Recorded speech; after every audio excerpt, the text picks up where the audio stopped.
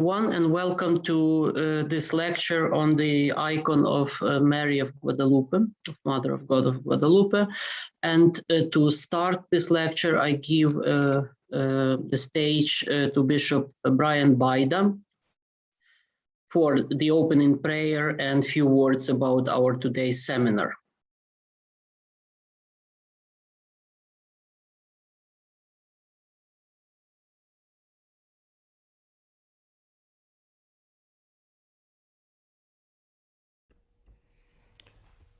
So can you hear me? Okay. Yes, we can. Let us begin. In the name of the Father, Son, and Holy Spirit. Amen. In the name of the Father, and the Son, and the Holy Spirit. Amen. So I would like to start with a prayer that I believe the Mother of God, full of the Holy Spirit, shared with many others, particularly Jesus, before she even shared it with Juan Diego, and she shared it with us, and it becomes a very personal prayer. Listen, put it into your heart, my youngest son, my daughter, that whatever frightened you, whatever afflicted you, is nothing. Don't let it disturb your face, your heart. Do not fear this sickness, nor any other sickness, nor any sharp or hurtful thing. Am I not here, I who have the honor to be your mother? Are you not in my shadow and under my protection? Am I not the source of your joy? Are you not in the hollow of my mantle, in the crossing of my arms? Do you need anything more? Mary, we bring our petitions to you, and we ask that through your intercession, we might live for God, who dwells in your soul, who dwells in our souls. Amen. In the name of the Amen. Father, Son, and Holy Spirit, Father, Son, and Holy Spirit, Father, Son, and Holy Spirit. Amen. Amen. Okay, before we begin, I would just like to explain how we are going to work today.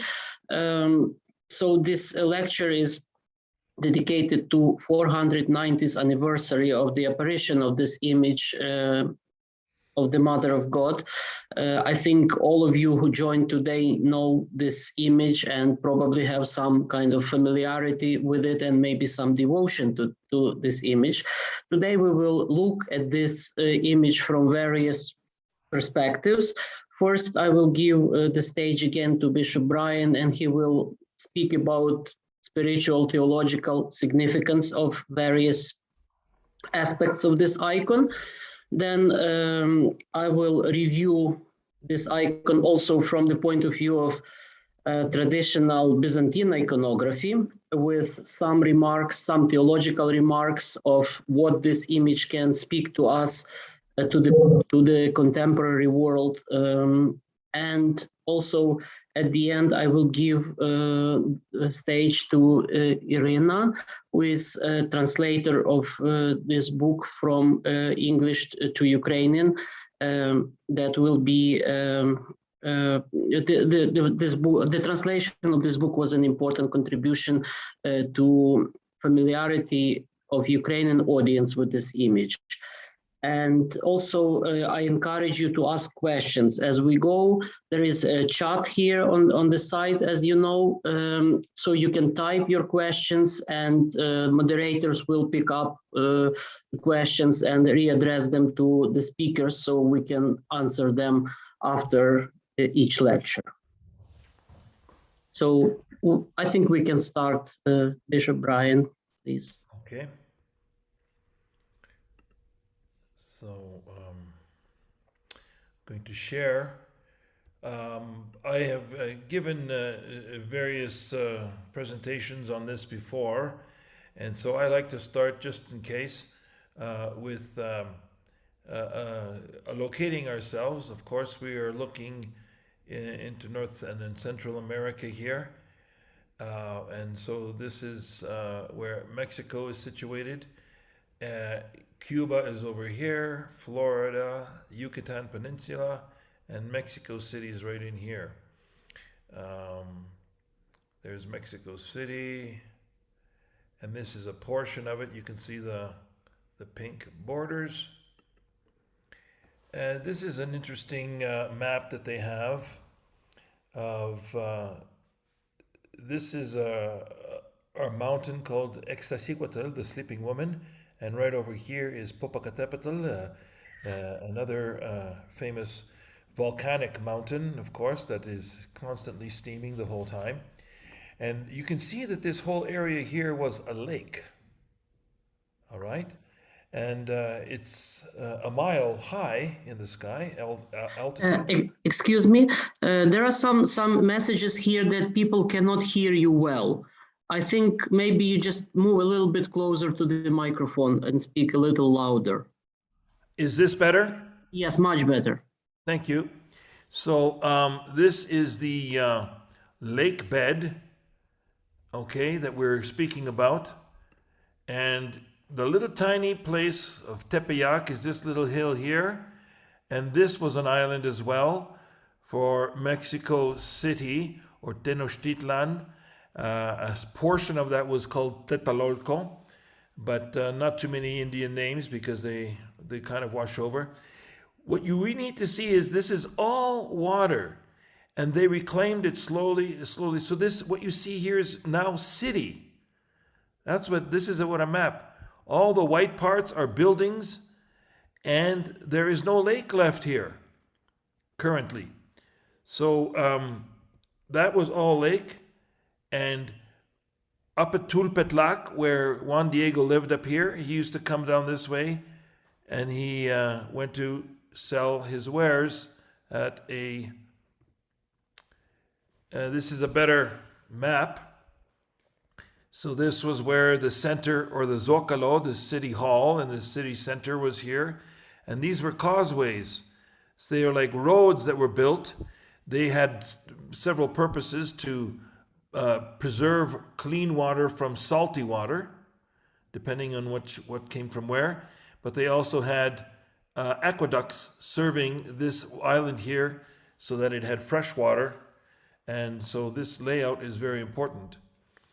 So Juan Diego, in 1531, on December the 9th, that's where we're celebrating his feast day today, December the 9th, he was on his way to, from his place up here in Tulpetlac, and he was coming around the mountain here, and he walked this way past the little place of Tepeyac Hill, and he would walk this way into the center of the town. And on this December the 9th, which I'll remind you, this is 1531. The Gregorian calendar has not been invented yet. Pope Gregory has not used it. So this is all Julian calendar. In that year, it was 10 days slow. And so it corresponds, the 12th of December corresponds to the actual winter solstice, the longest night of the year, because it would have been 10 days off.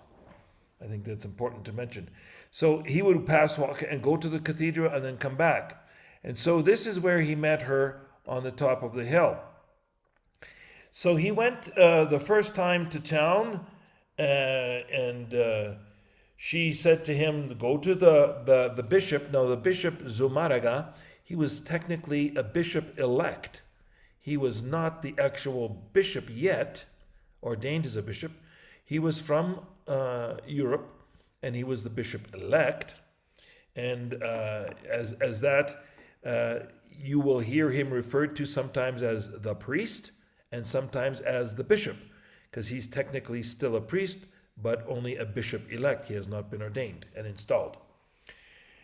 He was administrating.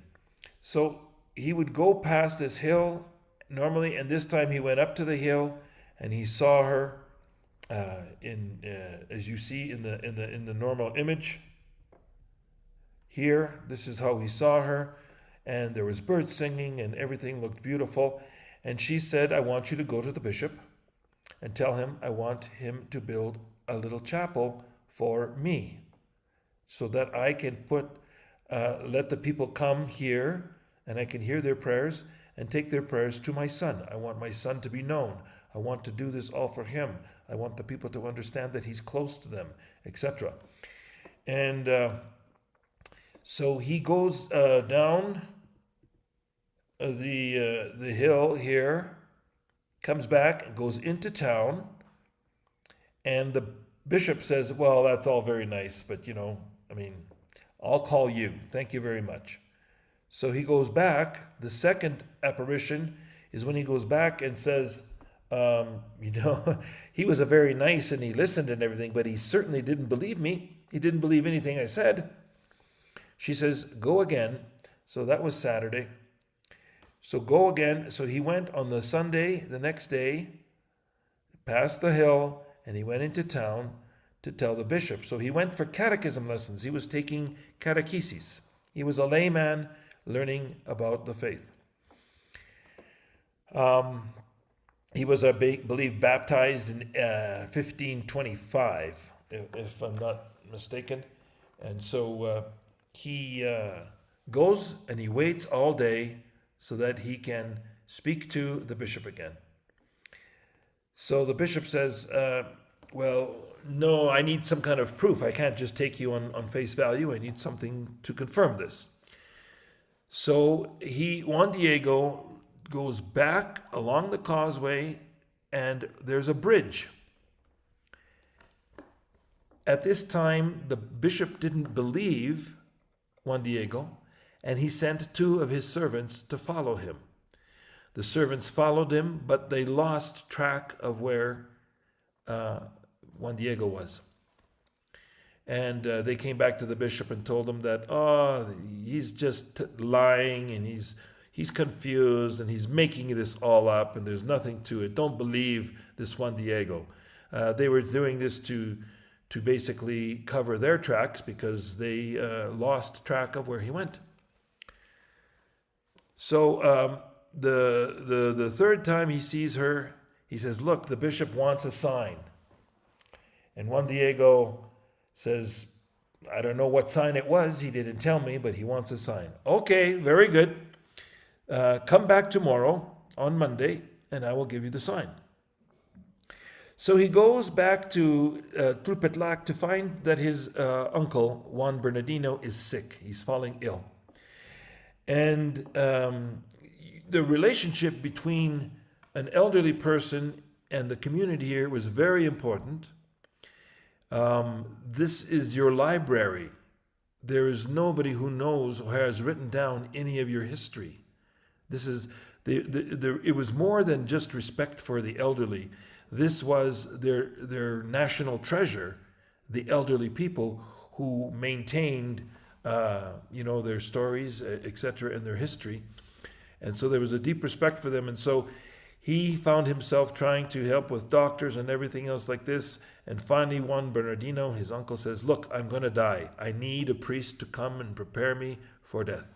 Please go to the city and get a priest for me to prepare me for death. So that whole day, he should have seen the Mother of God. He did not. He stayed with his uncle, and finally, earlier in the morning, like 1, 2 o'clock in the morning, he makes the trip again, about 12 or so kilometers past Tipiyak to go back to town. But this time when he came here, like I said,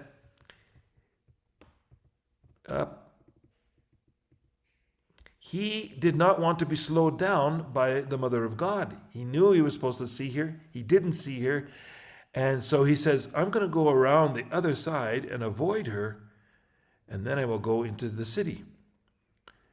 And there's a little picture of Juan Diego down here and Our Lady up there on this model.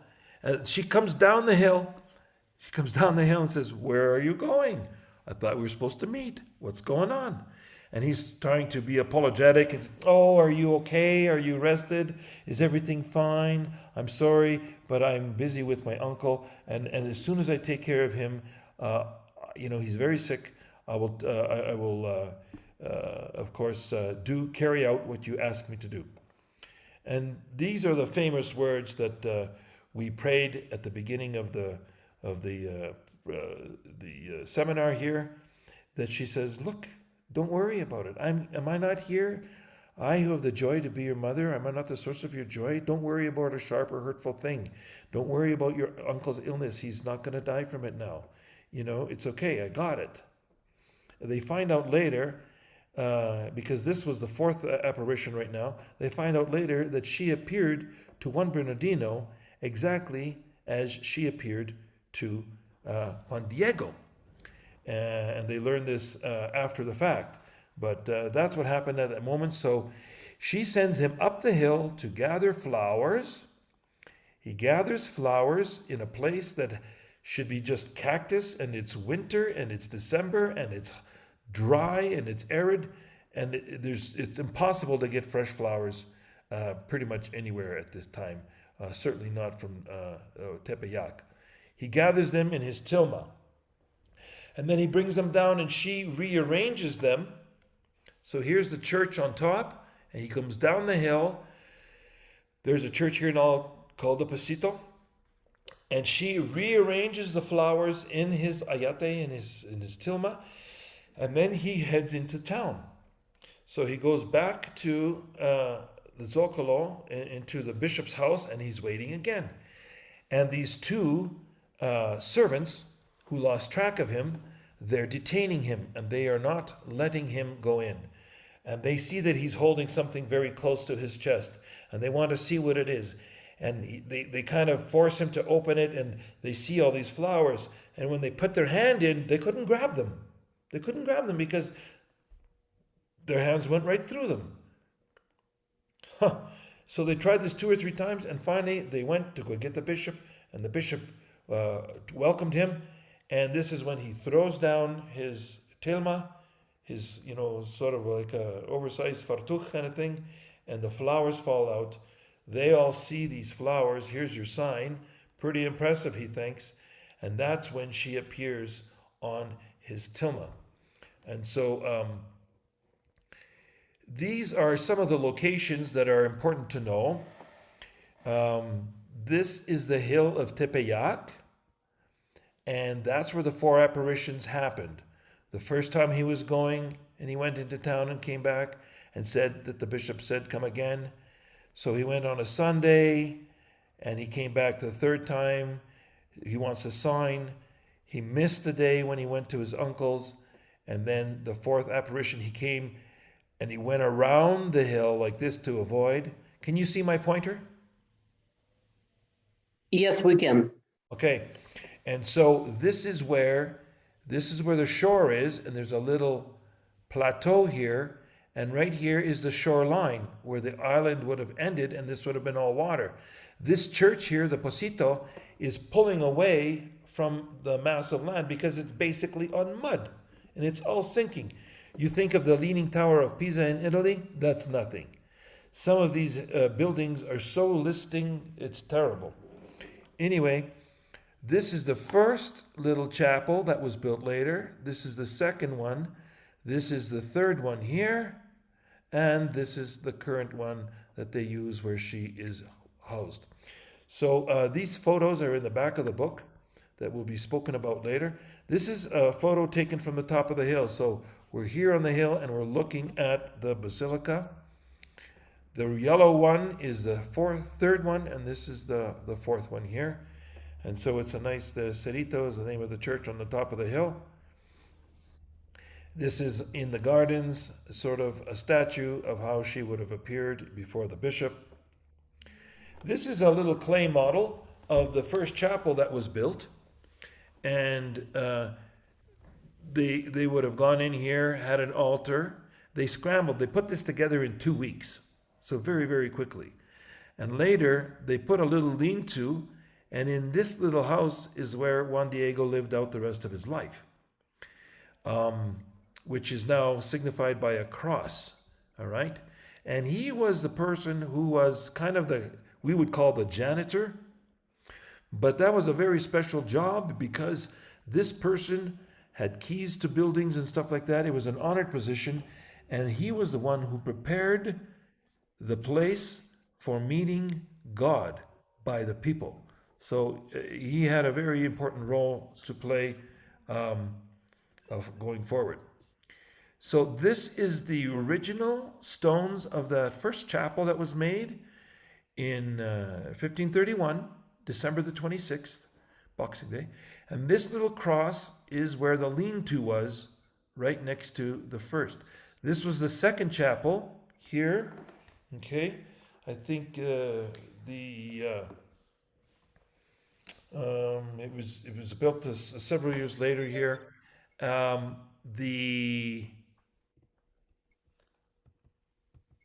Okay, that's right.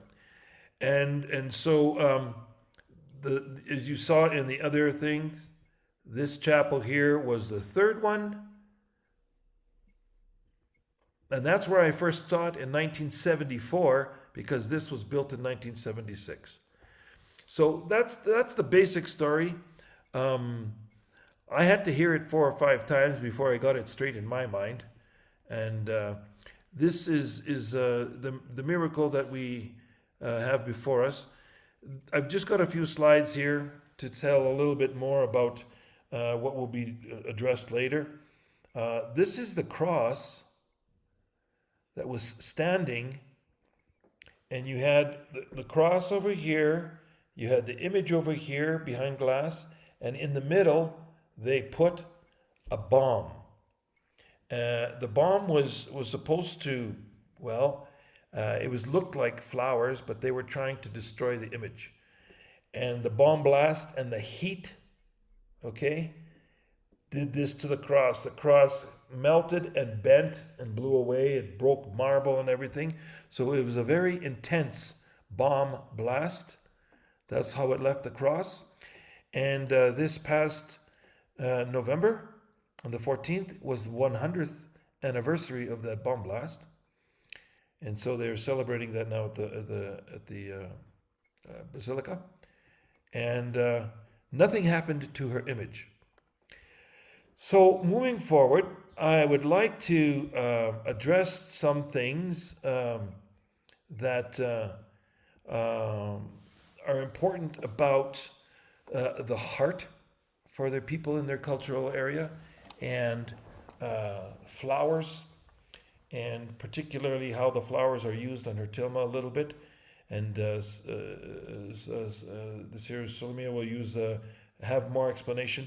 So I'm taking this straight from a place called Mexicolore.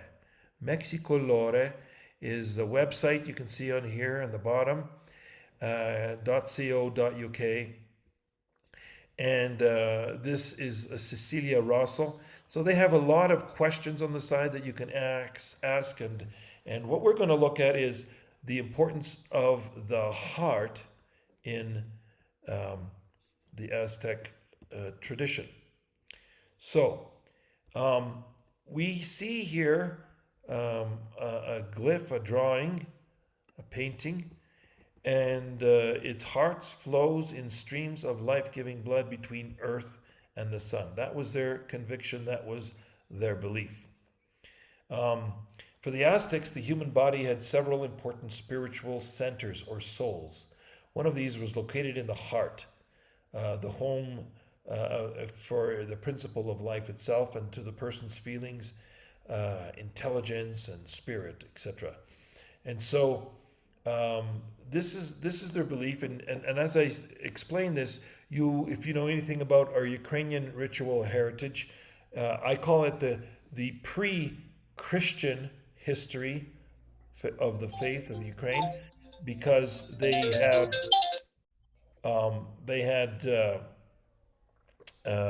I think God was preparing our people all the time. Then came Christianity, and this is post that moment of Jesus' time on earth. So I don't like to call to it as pagan, although you can refer to it as pagan.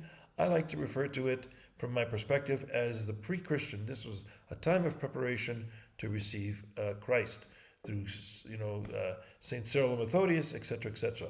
So life dwelt in the heart and in the blood that flowed in and out of the heart. It's so important that the gift that could offer their gods was their own life, their heart, and their blood. And the Aztecs believed that their gods had created everything that existed in the world, such as the earth, water, corn, maize, animals, all kinds of animals. They have rabbits and they jaguars and frogs and stuff like that were all kind of semi-worshipped because they had different gods, because they had the life force in them. And they had been given this life. But in order for all of this to exist, the gods had to give up part of their divine force and place it in those things that were created so that they could live. And this is why they were gods of corn and rain and so on. And in order that these living things should not lose their strength and that the world should continue on its own course, the Aztecs constantly wanted to renew the divine energy. So, by making offerings of this lifeblood of the animals and plants, and especially human beings. As the ultimate symbol of a person's life, they took the heart out of the person, they cut it open, exposed the person, and they tore out the heart with the blood and all that, and the veins, and they held it up, and then they would burn it as an offering, and the smoke, they believed, would go up into the sky, and that is how they would renew the strength to go on living, for the sun to continue living. Similar to our history in Ukraine, there was always a battle between between the sun and the moon. And as the days got longer, the sun was getting stronger, and the night got shorter, it was getting weaker, the moon was weaker. Then it switched around, and all of a sudden, the nights are getting longer and longer and longer and longer, and this is when it intensified their worship. They would give more and more worship. They would take prisoners from different countries, tribes, etc., and offer these,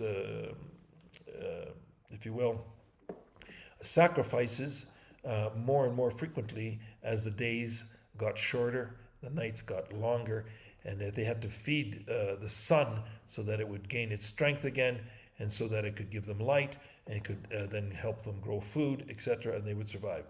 So one can make many connections, of course, that the indigenous of this area in current Mexico and our ancient Rus, there's a lot of similarities.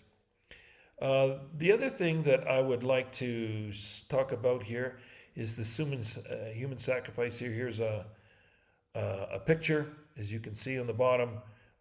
They took the heart out of this person and took it up, and then took another one here, and they were offering them up. It was an honor. It was an absolute honor to be sacrificed to give that energy back to the sun. So flowers is a very important thing. When Cortez came to take over and destroy the Aztecs, who were the power, they were sort of the military power in the area amongst other tribes. And when he wanted to take it over, he thought they were holding out, because I think there's a nice picture that Irena has for us later, called the ofrenda. All these natives are coming to offer things to the Mother of God, and the first is flowers, and some of the last stuff are precious stones of gold and metals, which, of course, for the Spaniards, they thought that was the most important thing. And that was one of the things that really upset Cortez. He thought that Moctezuma was holding out on him, and then later, after Moctezuma dies, Cuauhtemoc was the next emperor, and they were holding out. They weren't showing us all their gold and everything else like this. So flowers was originally and truly very, very important to them.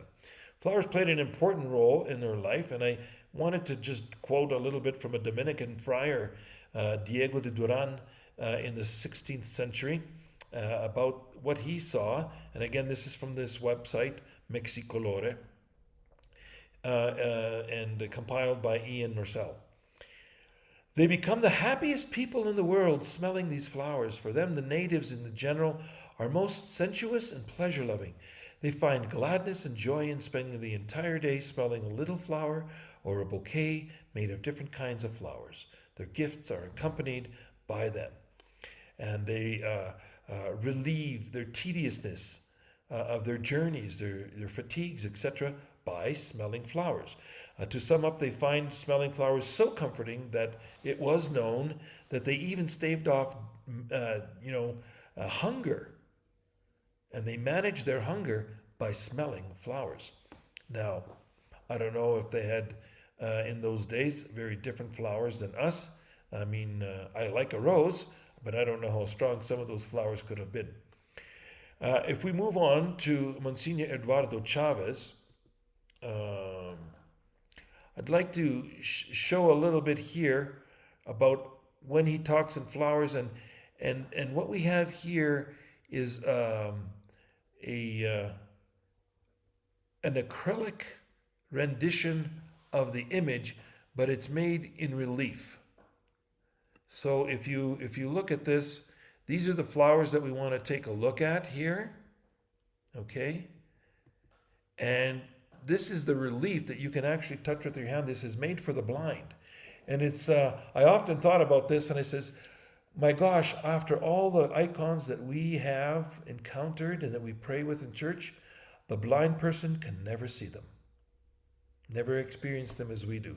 And this is designed so that the blind people can come and touch that and have an understanding a little bit of what these flowers are like. So we'll go back to these three different flowers. So one can make connections between the earlier, flowers played an important role in the Aztec life. The flowers that Juan Diego's tilma is composed of are organic and corruptible material from agave fibers, and yet, unlike the flowers, the tilma has neither fallen into obscurity nor suffered from any of the process of normal decomposition. So they have made copies of this on the material, which is organic, and every copy has disintegrated within 25, 30, 40 years. Here, the original tilma, Ayate, has not suffered any deterioration, which is quite amazing if you think of it just itself. So rather, the tilma exists as a synthesis of earthly and heavenly, those enduring natures that belie an enduring message and request one far exceeds the original purpose of flowers. So even though it's come through an organic material, it's much more profound. So the three kinds of flowers that we have there, number one is a 4-petaled jasmine, and this is right over here above the womb, on top of the womb of the Mother of God. Then there are 8-petaled flowers, similar to this one here, which largely represent harmony. And then there is the flower cluster appearing 9 times. And we'll take a look at that again as we continue. And it's got 3 different sort of ways of looking at it. There's a hill with water. There is a heart with veins. And there is a face, 2 eyes, nose, and a mouth with water coming out of the mouth.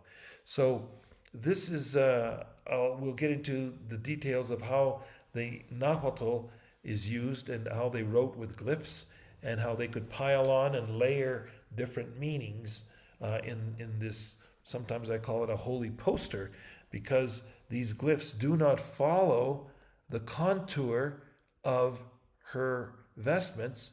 They are like stamped on. So that's quite interesting to see. So the meaning of the glyph flowers is derived from their correspondence to ancient Nahuatl glyphs and from their relationship to the rest of the tilma image, described in the previous chapter of the book. Additionally, because of the way these arabesque flowers are composed, they can resemble several different glyphs at the same time, according to the direction that they are viewed. Sometimes if you turn it around like this, so if you sometimes you take a letter and you look at it from upside down, it looks like a different letter. And these were made to be read in different directions. Importantly, these multiple meanings of glyphs are not simply common or generic glyphs associations from the Nahuatl. So they used pictures before, but you could adapt them and creatively come up with new words or symbols. Rather, they are unique to the tilma. These here are unique. So you had similar things in their codices before, but these are unique to the tilma. So it's got a very important message. The four-petaled jasmine, this little one here, is found on the Virgin's tunic. While basic in design, it's both the central to the image of the Virgin and central to the identity of the Virgin and her child, Jesus. That symbol, like the petal, petal, petal, petal, sort of in a cross like this, and the little around the fifth part was the center. Okay, it was the image that was used in all kinds of writings for the unknown deity. Described him who for whom all of us live, the creator of people, the owner of the near and the close, the Lord of heaven and earth. This is how they referred to that God. And the Texcocans were heirs to another faith from the Toltecs. They were rain gods. Okay, and Juan Diego came from that lineage. This god Ometeotl resided in the highest part of the heavens and was unattainable, where human beings could not have access to him, and the divinity would not have to, be bothered or concern himself with insignificant little human beings. And so when they see this, that she's pregnant with this God who owns everything, who made everything, in the apparition account, Our Lady Guadalupe speaks of her son using these very titles. She refers to her son as him for whom one lives, the creator of the people, owner of the near and the far, the Lord of the heaven and the earth. And when Juan Diego hears that, he goes, wow, okay, I get it. I got it. And yet it's absolutely clear that she's speaking of Jesus Christ. The image of Our Lady of Guadalupe, this takes shape as a magnificent, enculturated evangelization. She uses symbols and words that they respect and understand, but she gives them new Christian significance. And this is what enculturated evangelization is. It's like St. Cyril and Methodius come, they watched our ancestors, they learned about our language, our values and everything, and then they Christianized, they gave Christian significance to our cultural experience. And that's what really enculturated evangelization is. So through the positioning of this flower on the womb, just below her pregnancy belt, so belt is worn high on her body, like this, so they know that she is pregnant, identifying her child as divine. It's a symbol of a four-petal jasmine that shows that the Indians that the omnipotent God is reachable by any human being, and not only is he interested in them, but he delivers himself to them. It's wondrous that this omnipotent God, the deeply rooted God, now comes to find and deliver himself to mankind through his human mother. The eight-petaled one, number 2.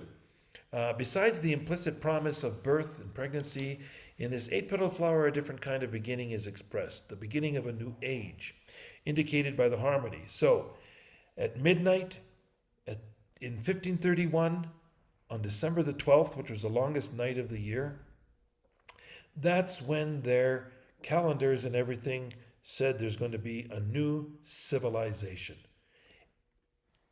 Cortez destroys all their pyramids, their places of worship, their governance, their university, as it were, their places of education, any kind of library they would have. He destroys all that and leaves these people like totally at a loss. In 1521, over 3 years. Now, from the next 10 years, they are prisoners, they're lost, they're waiting for 1531 for the new civilization to take place according to their calendar. And this is an exact moment that she appears for them, the longest night of the year. And so these eight-petal flowers appearing 8 times on the tilma, they symbolize the planet Venus, also known as the morning star or the evening star for them, depending on whether it rose or was at sunset. And on the tilma, not only are the sun and the moon subdued, So if we go back to this picture here, the moon, and she's eclipsing the sun, okay? Not only are they subdued, but this the tilma, let's see, where am I here? They are now in harmony, okay? The sun and the planet Venus are now presented on the tilma in harmony, but neither is dominating the other in any way. So it's suggesting a harmony in the calendar. So that's a very important flower. And then if we go back to the third one, the flower cluster, the most intricate design on the Virgin's tunic is this cluster of flowers. So this cluster begins to address a universal and timeless questions for these natives. Who am I? How do I relate to God? How does this affect how I relate to other people in the world, etc.? And so it appears 9 times on the tilma. And if we go back here, 1 is right here by her heart, and on each sleeve, that's 2, 3, 4, 5, 6, 7, 8, and 9.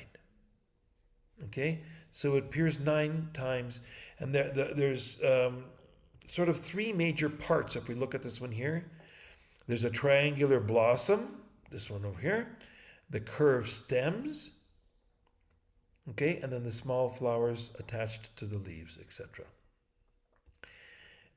Comparing this flower cluster with symbols found in other Aztec codices, things that they wrote on sort of leather and parchment, we uncover similarities between the designs of the pictographs and the design of these flowers. So a lot of the times they would show footprints and then a little triangular hill.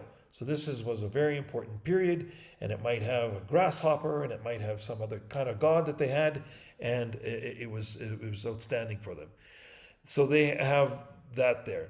A mouth right here with water coming out of it. So there's an eye, nose, mouth, and water. Anytime you saw water coming out of the mouth, especially of an eagle or other animals, that was a prophet. This is the truth. They're speaking the truth. So it's both the hill and the water, and that's what we're going to look at here. It's the shape that resembled the glyph for a hill. That's the hill, and the water that is right next to the hill with the curving stem, or river. In the case of the combination of glyphs for hill and water, all of a sudden you get a new word. So a hill and a water together is now, it symbolizes a communal concept, ranging in the meaning from anything as a small little village to a nation or even to an entire civilization. And so this is a new civilization. Historically, for the Aztecs, with religion so deeply embedded in their everyday life and in the state, the larger concept of nation or civilization was tied to the temple. They had pyramids and they prayed on hills.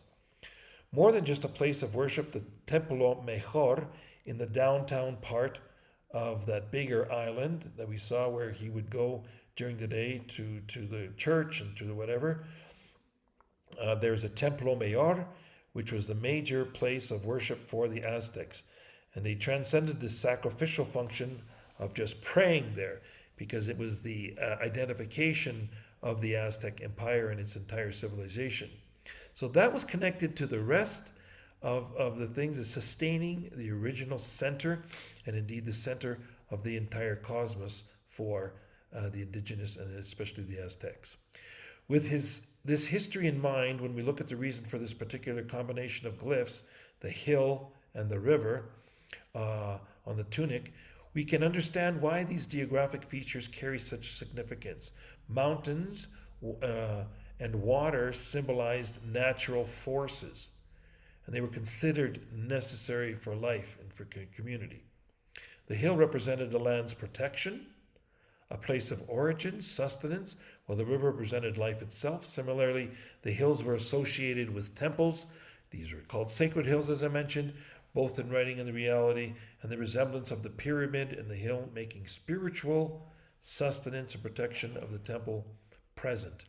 So this spiritual sustenance and the physical sustenance and the life, this was a civilization, and it would produce this for centuries and for many, many generations.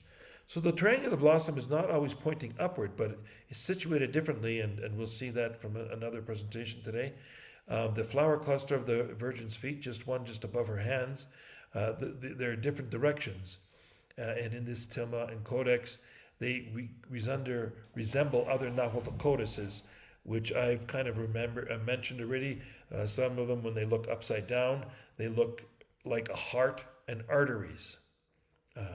And if you see them sacrificing, they would have very much a little triangular thing and arteries flowing away. So the Aztec ritual and sacrifices, the heart is to be a divine heart, a heart through which divine blood flows, indicating the sacrifice and the love of God, with the heart's arteries attached to the Virgin's celestial mantle. God is shown as the true giver of life. So when you look at these images, you see how all the arteries, or they would come off of the divine, the celestial portion of her vestments, and that means that they're the divine blood, divine life. Profoundly, her image speaks of the importance, I think, of the Eucharist, the life-giving body and blood of her Son. She says, you don't have to take out your hearts now and offer it up to the Son in the sky. My Son is going to give you his heart and his blood and his flesh. And he's going to give you his divine life, basically, through Eucharist. And so the indigenous really understood that. So this is an invitation to each of us to give our hearts to the Mother of God. Right here is one. And she wants to give that heart to her Son. You no longer have to, kill people for this sacrifice. Just give us your heart in prayer. The relationship of the civilization of truth and dimension of the hill flower, you can see with the face, as I mentioned, is then very, very important. Lastly, I would mention about the face. The human metaphor is to give a personality to the human being, and that's why they have the face, more than they were especially related to the mature and enlightened person. So that glyph of flowers is a whole host of things trying to show the hill and the water, the heart and the veins, the hill by the water on the plain where the temple was going to be. It gives personality with the face. It's the divine will of God, the divine heart of God, the divine blood. And so this is pointing out to everyone who reads this, the mature human person. It's a really loaded kind of glyph, and it speaks of, I think, as we read in the book, the reference to Ezekiel in the Old Testament, when the Lord spoke to Ezekiel saying, I will give the Israelites a new heart and put a new spirit within them. They shall be my people and I will be their God. The opposite of a stony heart is a humanized face, heart, depicted literally, but the tilma is a heart of the human face. And so when we prayed that prayer, they often in Nahuatl make that same word, your face, your heart, and your words and your breath. So they have a lot of double meanings for words. And I think I'll stop there. We can talk about a few more things, but I certainly want to make sure we have time for the other presenters. So I'm going to stop my screen sharing there, and we'll go back to you, Taras. Okay, thank you very much. I'm now switching on to my presentation.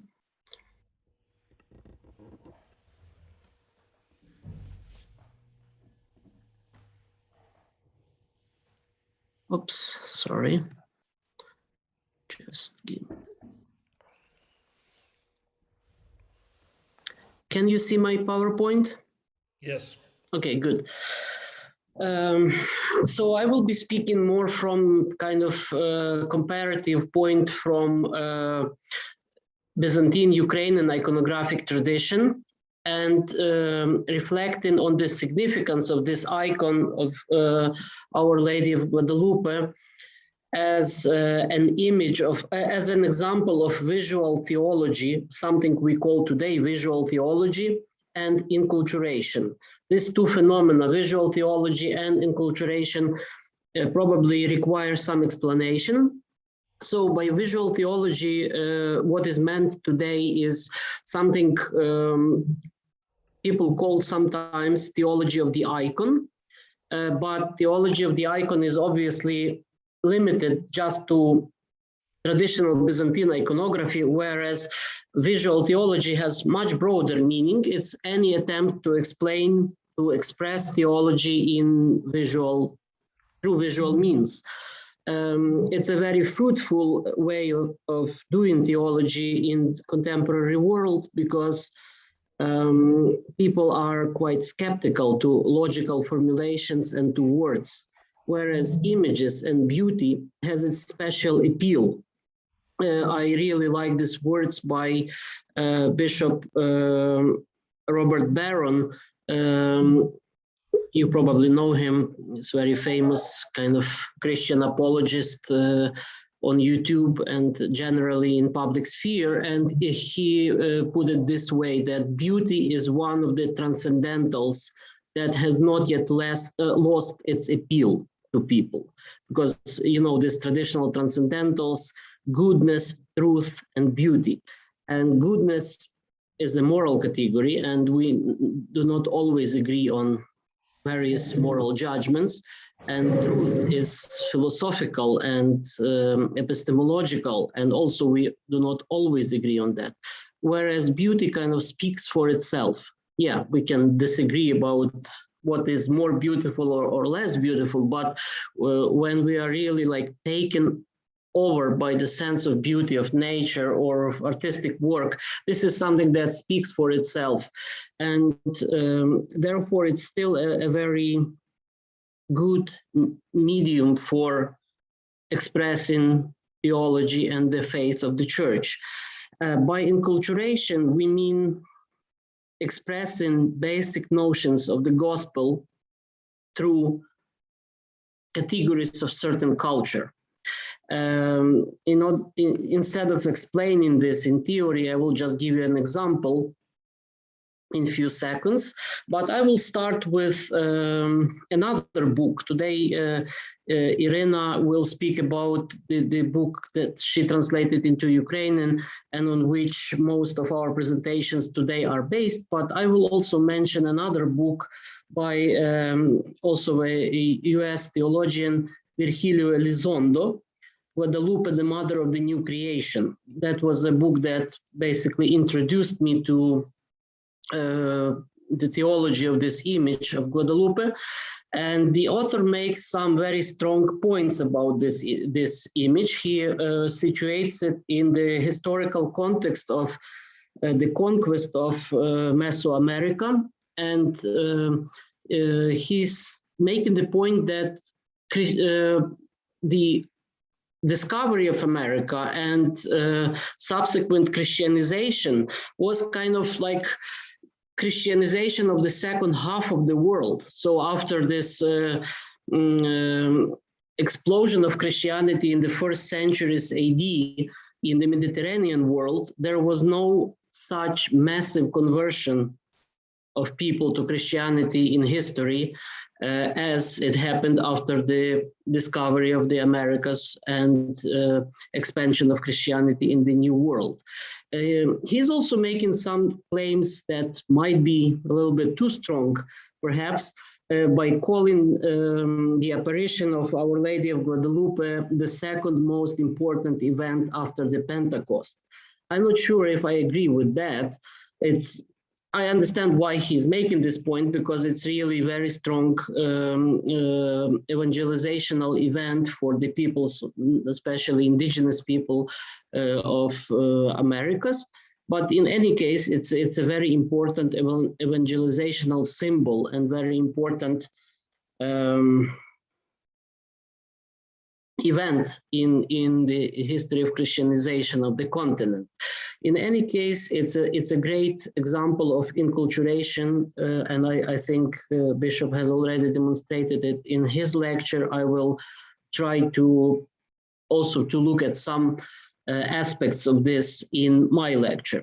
Speaking of inculturation, this is a well-known phenomenon in the history of the Christian Church, because we know well our European, Mediterranean inculturation that happened much earlier, starting with beginning more or less with the 4th century, and in this period of the so-called late antiquity, where basically early Christian preaching in the world of antiquity was taking more and more forms of the familiar Greco-Roman culture. Christians did not invent their own culture. They did not impose Semitic culture of Palestine, Judea on the Greco-Roman world. They preached the gospel in the words, in the language, in the concepts, and in the images of this culture as it existed.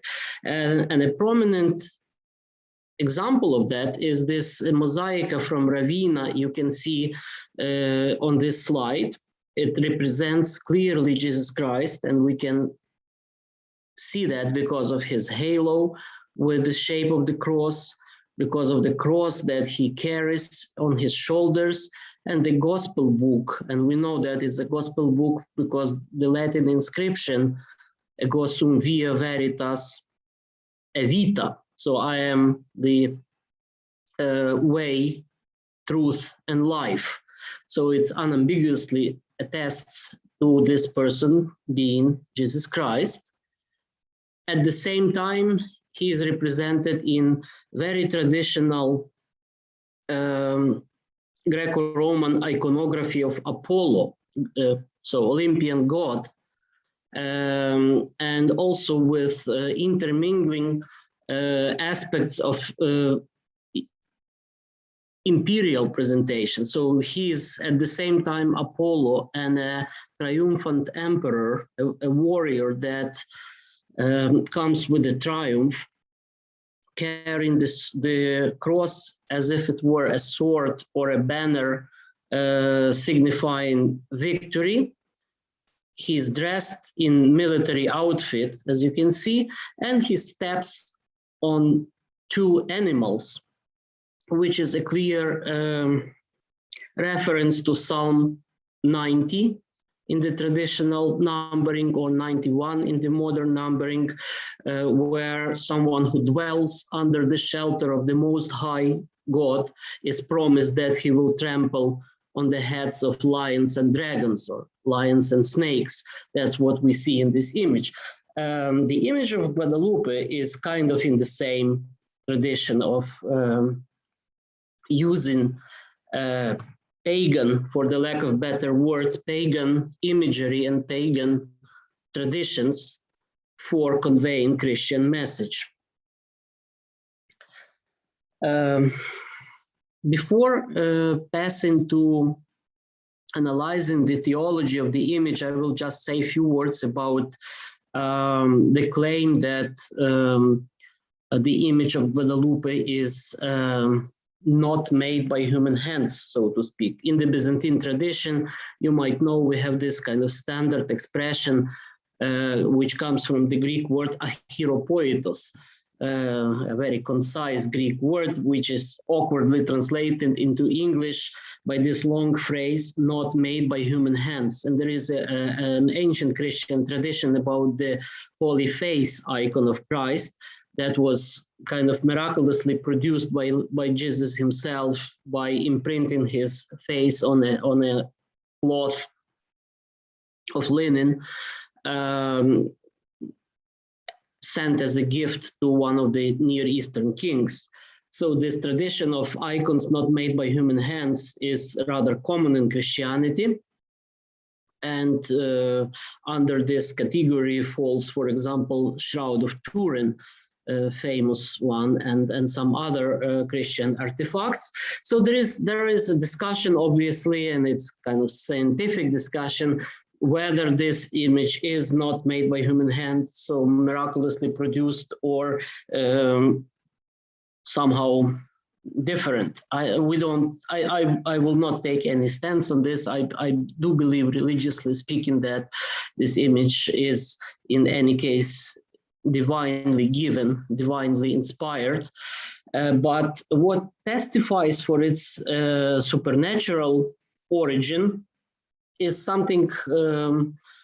So there are several testimonies for its supernatural origin, and one, I think, which I find the most pressing, is that this image is completely countercultural in its own context. It doesn't, because it's easy to suspect that such an icon could have been produced by the missionaries or Spanish authorities just to convert indigenous peoples into Christianity.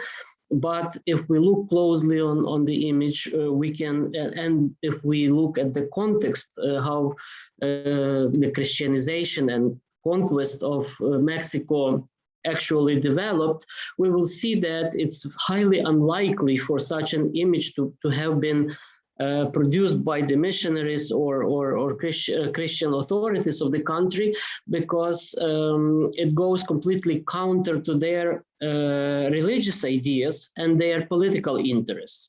Mary represented as a mestizo woman, as someone who is half Indian, half European, as we can see from her face, and rich use of Aztec indigenous symbolism is very unlikely for that context, because European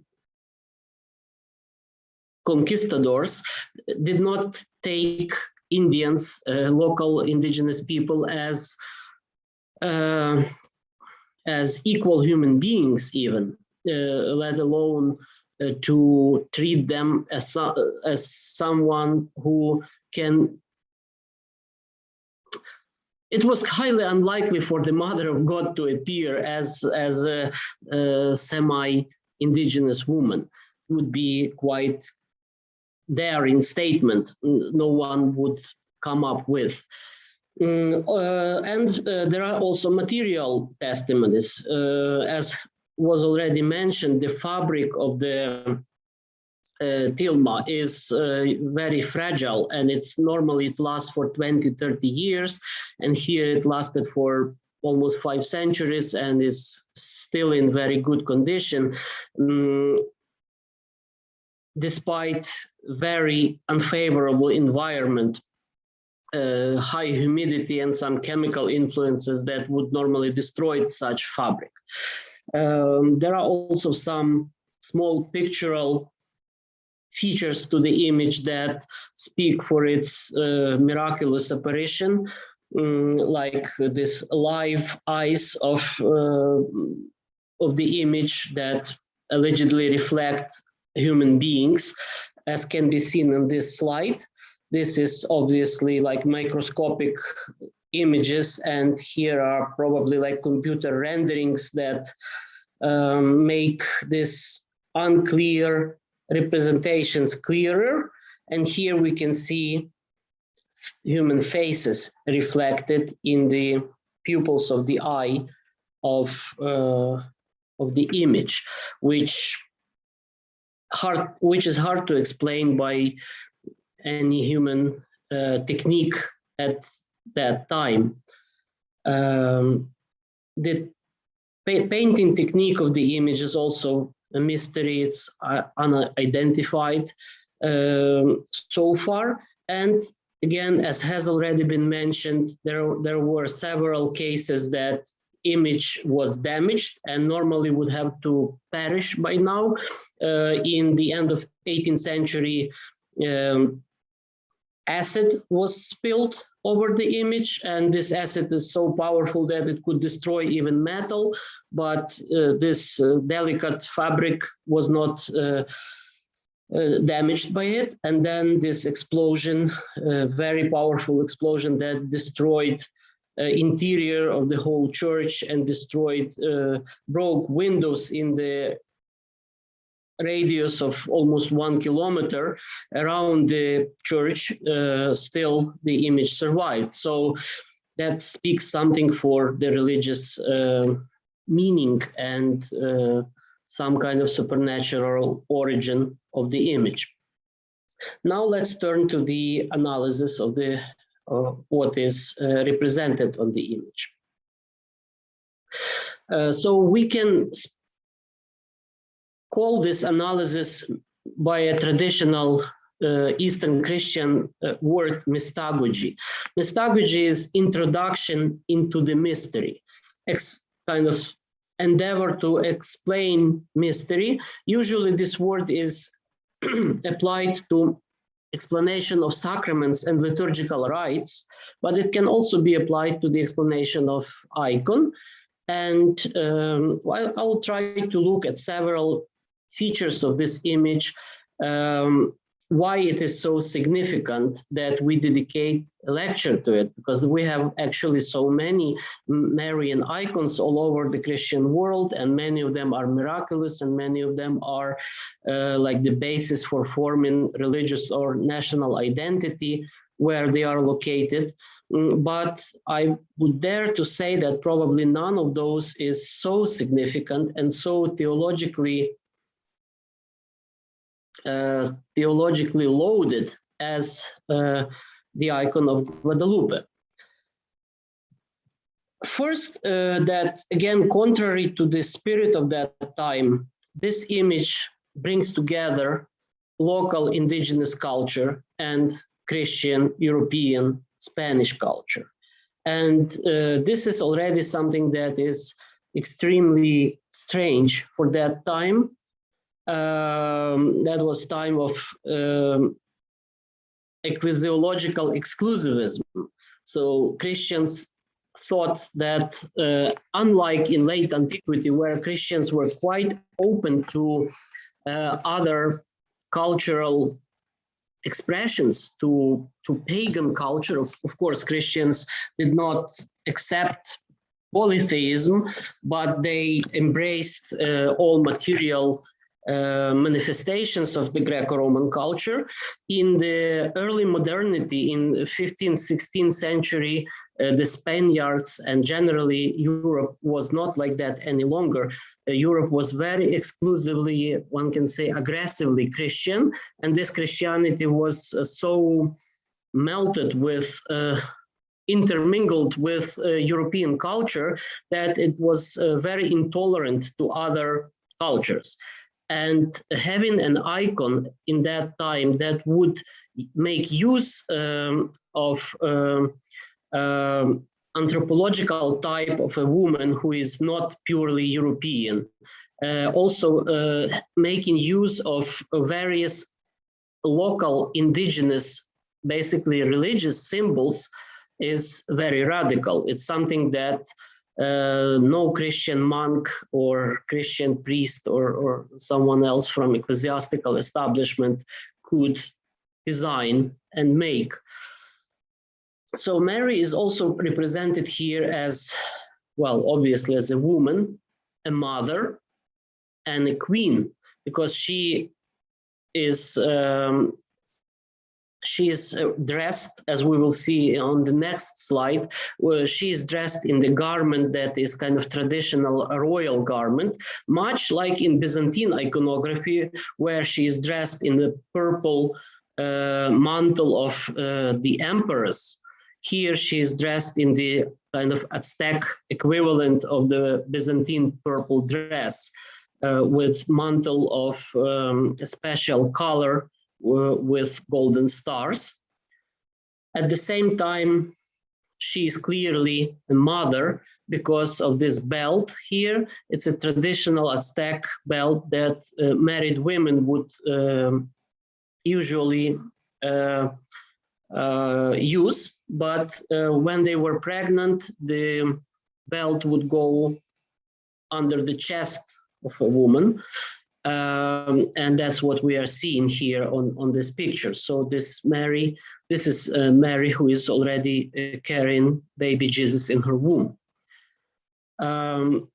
Her face is, as I already mentioned, is a mestizo woman face. And garments, there are two elements, well, three elements if we count the belt, three elements to the garment. There is tunica that has this kind of pink color, which is the color of the soil in that region. And color of the mantle is kind of between blue and green, decorated with the stars.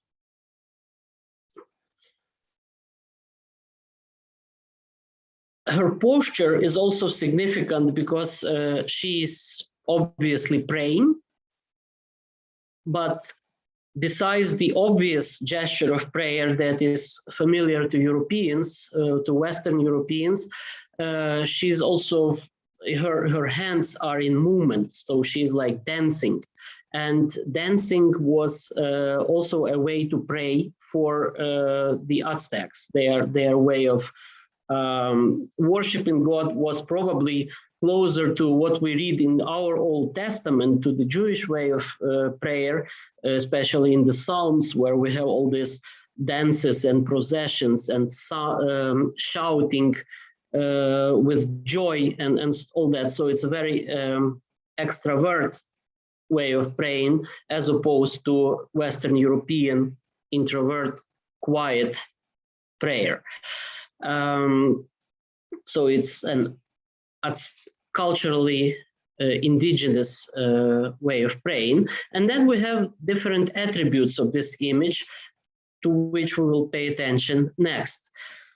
If we look at the image in general, it's something that comes to our mind is the image of the Virgin clothed with the sun from the Revelation of John.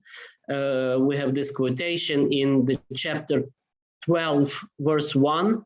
Now a great sign was seen in heaven, a woman clothed with the sun, under her feet the moon, and on her head a crown of 12 stars. We don't have a crown with 12 stars on her head. We have stars scattered all over her mantle here, but moon under her feet. She has loose hair, which is kind of testimony of her virginity. She is a virgin. She is pregnant, as I said, symbolized by this dark belt, and she is a mother. The Aztec title of the goddess, sorry, I cannot see it here because of the Zoom. Tanantzin, our revered mother, is also an important part of this presentation. Then her figure is surrounded by kind of double, by two things. First, it's the sun that is directly behind her back, and there are clouds here. And the clouds are also significant in this Aztec story of the interaction between the Spaniards and Aztecs, because this phrase, someone who comes from the midst of fog and clouds, from the place unknown to anyone, was a kind of religious phrase. Gods dwell in the clouds and fog, and they come from there to appear to human beings. So it's like a heavenly realm that she belongs to. Also, these two heavenly symbols or astronomic symbols represented here are important to Aztec cultures, the sun and moon. Scholars say that Aztec people call themselves people in the center of the moon, whatever it means. I don't quite understand this image, but they say that it's like etymologically the word for the self name of the people was people in the center of the moon, and that's exactly where she stands. And she stands in front of the sun. And as we just heard in the bishop's presentation, the sun and moon were two mutually conflicting heavenly powers. Sun was kind of benevolent because it gives light and warmth necessary for human life, and moon is something rather threatening to human existence, as far as I understand, and they were seen as in constant battle in the heaven. And Mary stands here on the moon, so clearly like triumphant, trampling down on something that was threatening to human beings. And also, she's not really representing the sun. She's clothed with sun, so sun is kind of in a subordinate position. Sun is like a background for her. So she would be, she could be even perceived as a goddess here, if it were not for the fact that she herself is praying. So she is in the position of prayer to someone else. She is not goddess, she is the handmaid of the Lord, as we would put it in the New Testament terms. Also, her look, it looks to a European eye as a kind of humble prayer, but again, in Aztec culture, this looking aside is actually an expression of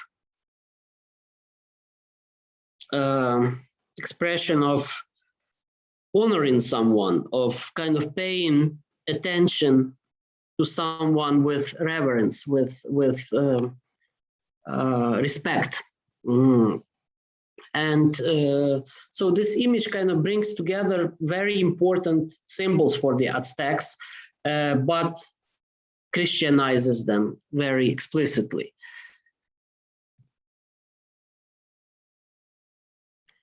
Also, important figure here is this angel that holds kind of is under the figure of Mary, and he's holding he's holding, as you can see here clearly, with his hands the edges of her tunica and of her mantle. And just remember that tunica with its pinkish color is symbolizing the land, the earth, and mantle is symbolizing heaven. It's this bluish, greenish color is heavenly color. And it's angel that embraces heaven and earth. And angel is not just a replica from European art. It's a human figure of like a boy, a child, so purity. But it's also a winged creature, as in Byzantine or Western European iconography of angels. But here his wings are special. They are modeled after a Aztec eagle that was kind of sacred bird of prophecy, of sacrifices, and this religiously important Aztec symbol is represented here as subservient to the Mother of God, and as holding edges of heaven and earth under the feet of someone who is a container of the incontained, as Byzantine liturgical texts put it. She is the container of someone who is in her womb, but who is beyond her womb and beyond the world and beyond heaven and earth.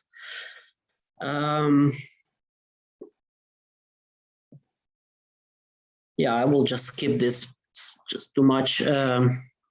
Yeah, Bishop just spoke about this, the symbolism of the flowers and this clusters, all that. So I will not repeat it. Just one curious addition, maybe, to what you just said, is that I read in some history books on Aztec culture that these human sacrifices, where they were tearing away hearts of the victims, were actually called in Aztec culture flower death. Flower death, because this was like especially honorary death that was, as you said, was an honor to give up your life in this sacrificial context. And for some reason that was called flower death. Yeah, okay. We have these different flowers here. Maybe one of the most significant is this one with 4 petals. And this was used even in pre-Aztec Mesoamerica as a symbol of this kind of unknown deity. This unknown deity was referred to as the supreme God, the most high, that as the author of that book I mentioned in the beginning, Virgilio Elizondo, puts it, it was dual but not dualistic. It was God who kind of embraces everything, but he himself is beyond any partitions, any divisions. He is neither he or she. He is not of heaven or of earth. He is everywhere, and it's a very, like the supreme God. And the titles of that God actually occur in the words of Mother of God, of Mary, to Juan Diego.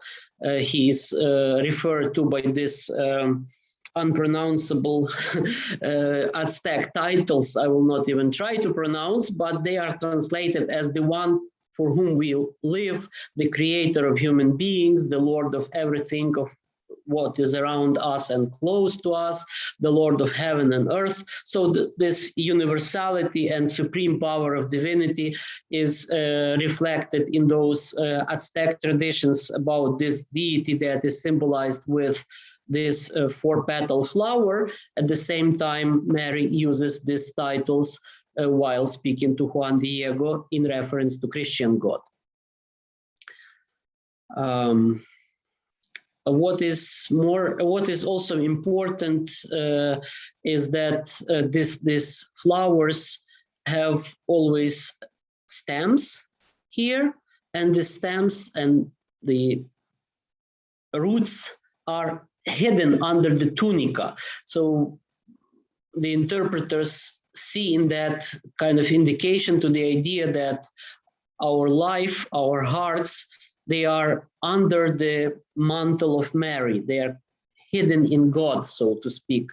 And probably this icon also contains this idea that was just explained by Bishop Brian as substitution of blood sacrifices with the perfect sacrifice of Christ. I would just summarize with few points what we can learn from this icon in the broader context of Christian iconography and Christian theology. And I would single out 4 points, 4 lessons this icon can give us. First, I would say whether this icon is made by human hands or not made by human hands, it's certainly a divinely inspired icon, because it transcends religious ideas and political conjuncture of the time. The original, as the authors of this book we rely upon put it, the original meaning of the message of Our Lady of Guadalupe transcends the flaws and purposes of those who have turned to her. So it's clearly a kind of timeless icon that speaks to people, that spoke to people at that time with very unexpected messages and still speaks to us today. And I think today her message might be just as unexpected and radical, revolutionary in a positive sense as it was at that time, but we still have to to understand it and to make sense of it. Second lesson, which I think is very important and certainly very dear to myself, is that this icon is generally a very good example of inculturation. And inculturation can sound as a very abstract theological, philosophical word, but it's actually the word that describes our relationship to culture that is around us, and sometimes contrary to us, or we are contrary to that culture. It seems like we cannot reconcile Christian values with some aspects of our own culture, as it seemed to people in 16th century, Christians who came from Europe, that Christianity cannot be reconciled with something of Aztec culture.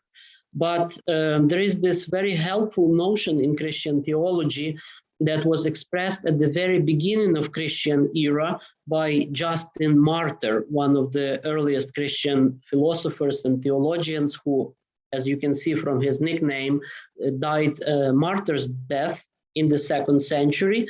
He speaks about the so-called logos spermatikos, the seeds of the logos.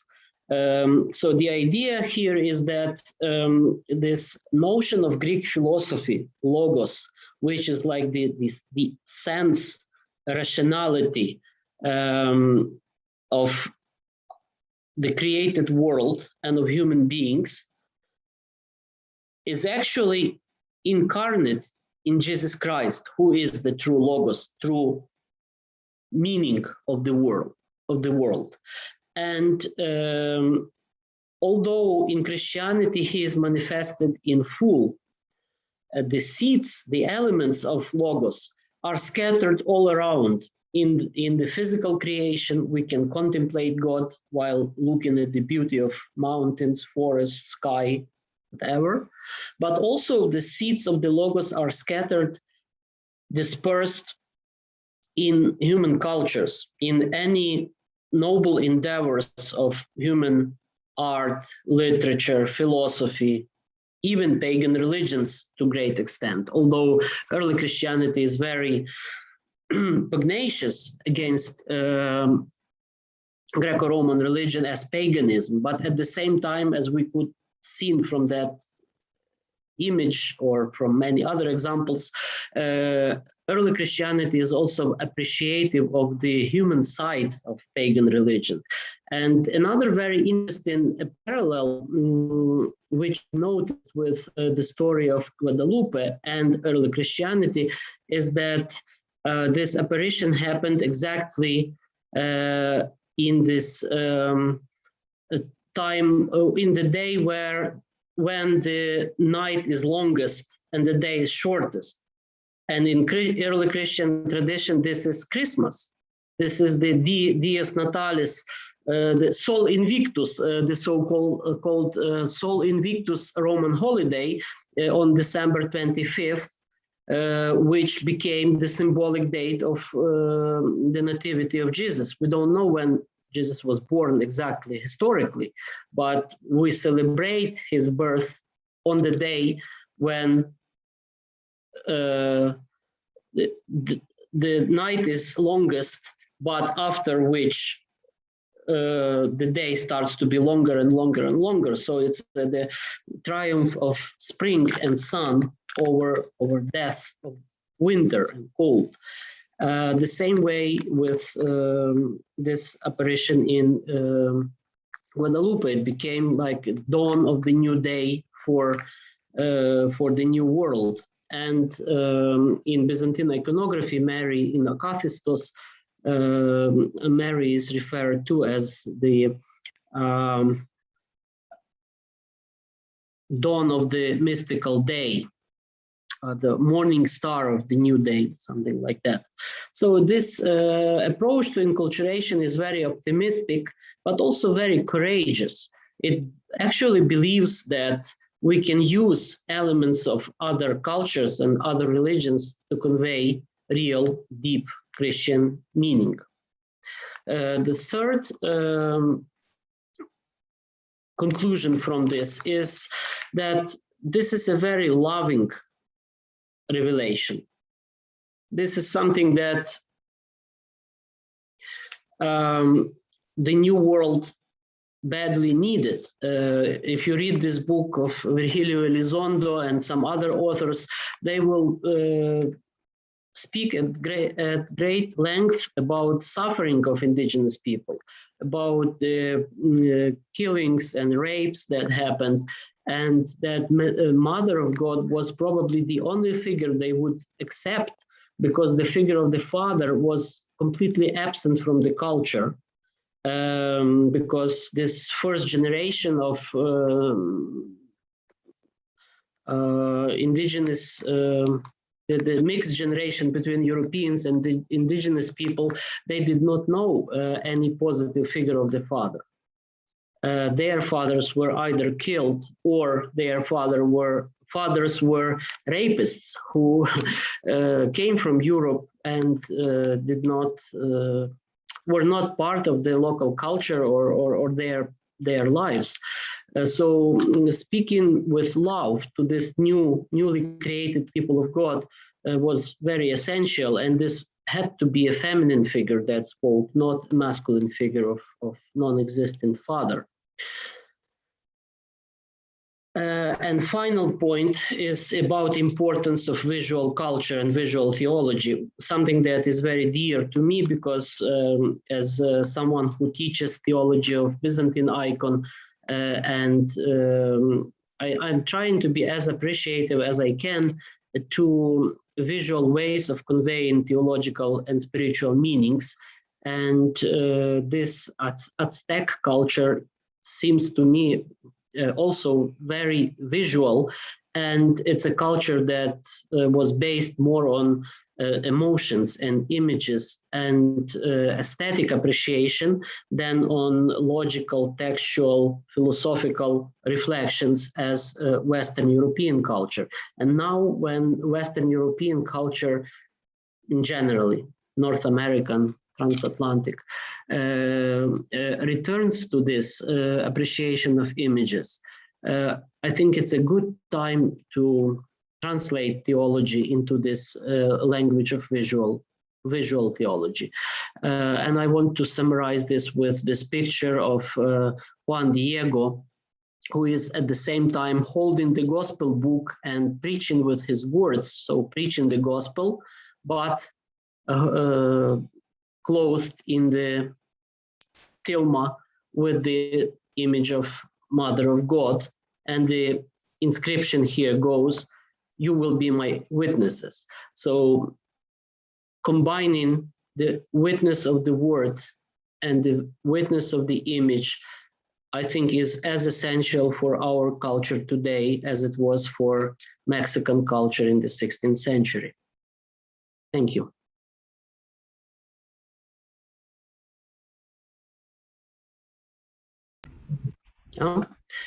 And Irena, are you ready to step in? Yes. Irena Ivankovich, please. Yes, I just want to make sure that the screen is visible. Yes, it is. It is. Perfect. Okay, wonderful. So when I was listening to both Bishop Brian and Mr. Taras Temo, it just occurred to me that probably my presentation should be less scholarly loaded and a little bit more personally oriented. And probably in that venue, I am going to summarize, to put some icing on the cake of those two tremendous presentations, and just do a little bit more relaxing digestion of what you've just heard. So I will use obviously images because today is the evening of an image, and I will speak about the book that I had an honor and privilege to translate from English into the Ukrainian language. And as I was listening to our speakers, I had to find myself a language that I could address our audience, because I'm not sure if you are of Ukrainian background, if what your ethnicity is.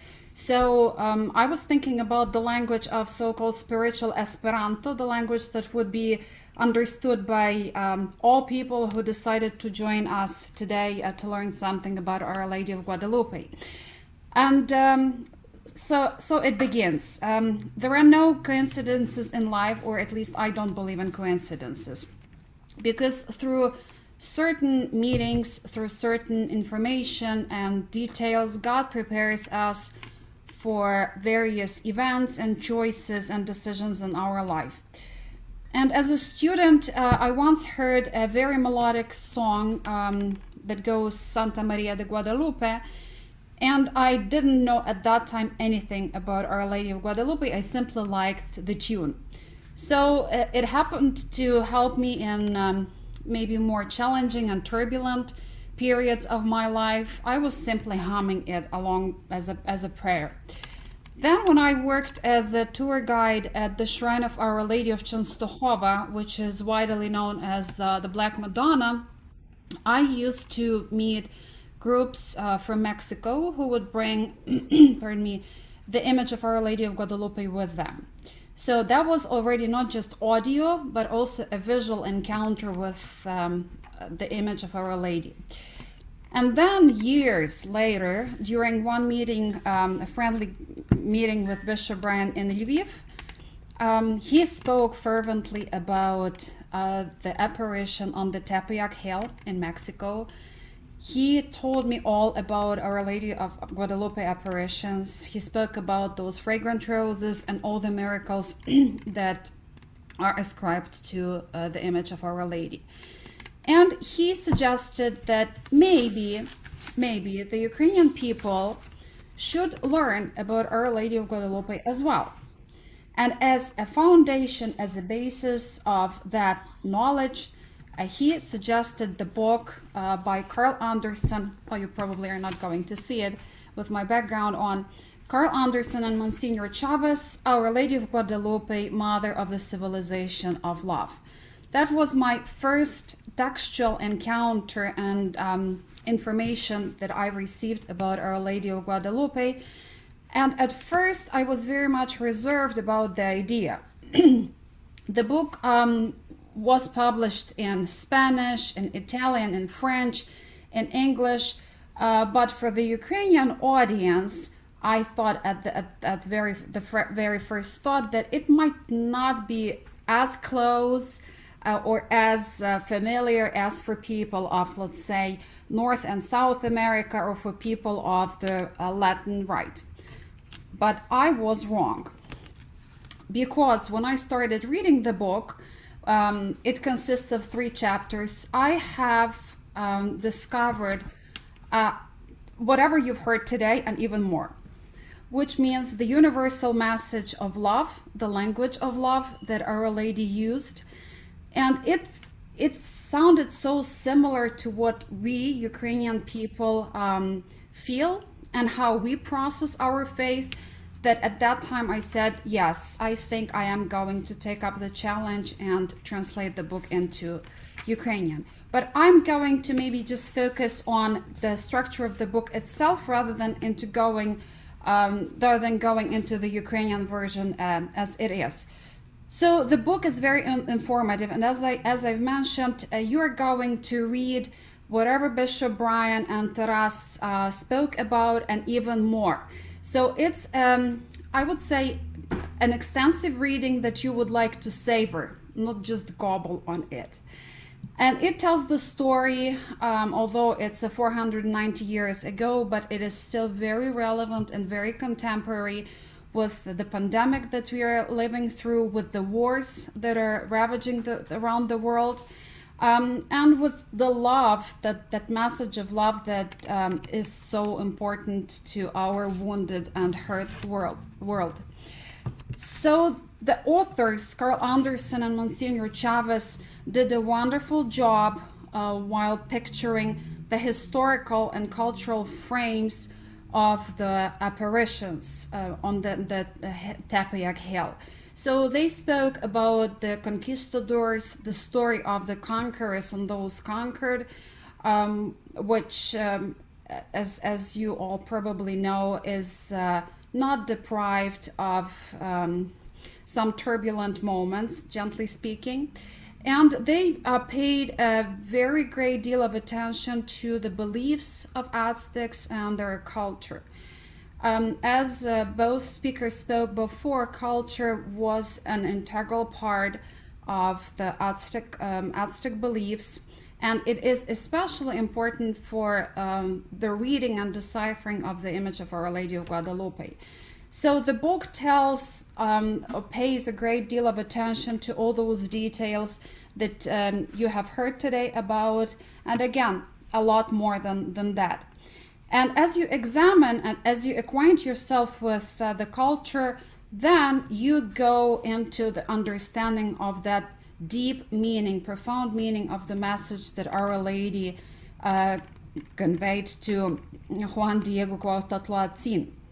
So we learn about a new era of Christianity, about the new civilization that was built in 1531, and also about numerous conversions, because as you know, that was a miraculous conversion, as all, if I'm correct, over 8 million people converted to Christianity within 2 or 3 months after the apparition of Our Lady on the Tipiyak Hill. And the book concludes with numerous appendices. Among those, you will read the Chronicle of the Apparitions Nikan Mopaua. There are numerous prayers, and also there are explanations, numerous footnotes that explain Nahuatl terms, the language that was used by the Aztecs, and which for me personally as a translator was a challenging part, because transliteration from Nahuatl into Ukrainian took a lot of effort, but with God's help and assistance of Monsignor Chavez, we could do that. So this is the picture of Nikan Mopaua, the Chronicle of the Apparition that was written in 1548, if I'm not mistaken, and it tells the story of the apparition, the dialogue that Our Lady of Guadalupe had with Juan Diego Cuauhtémoc. And personally, I discovered numerous parallels between the Ukrainian people and the Aztec people in their journey to Christianity. It is a story of conquerors and those conquered, and the role of culture and liturgical heritage. For us Ukrainians, it does play a great deal of a role. I think Bishop Brian can tell a little bit more if there is time. And what is especially important in her apparition is that she chose a simple man, a man of not a noble origin, just a regular person, to deliver that message of love to the hierarch first, and then to the people, his people, the Aztec people. So just like in Fatima, like in La Salle, or in Lourdes, Our Lady of Guadalupe chooses her messengers from people, from lay people, from people who are of low origin, children, or as we see here, a common villager. When Bishop Brian introduced me to Our Lady of Guadalupe, to the Virgin of Guadalupe, I didn't even dare to dream about going to see the Basilica in Mexico. However, God's providence had it otherwise, and in February 2020, right before the pandemic hit the world, I had a blessing and a privilege of joining a group of wonderful people from Canada in their pilgrimage to Mexico City. And the 3 days that I was fortunate and blessed to spend in the places of apparition were most certainly some of the most memorable in my life. The pilgrimage took place already after the translation had been completed. And professionally wise, it not only this journey helped me to understand better the cultural and linguistic stratum that I, as a translator, was supposed to be, but it also helped me completely understand my view on evangelization and enculturation. And in addition to that, I had a privilege of meeting one of the authors of the book, Monsignor Eduardo Chavez, who was an invaluable advisor in the process of translating and transliterating terms from the Nahuatl language. In spiritual sense, spiritually wise, it was an exceptionally intimate encounter with Our Lady of Guadalupe. And that was rather a turbulent moment of my life. So in those 3 days, those of you who are familiar with the Basilica know that there is an escalator that sort of slides in front of the image of Our Lady. I would get on that escalator probably a dozen times, and it moves. It doesn't stop, because there is something something special about the image. You constantly want to be in her presence to witness into that peace that she emanates and radiates.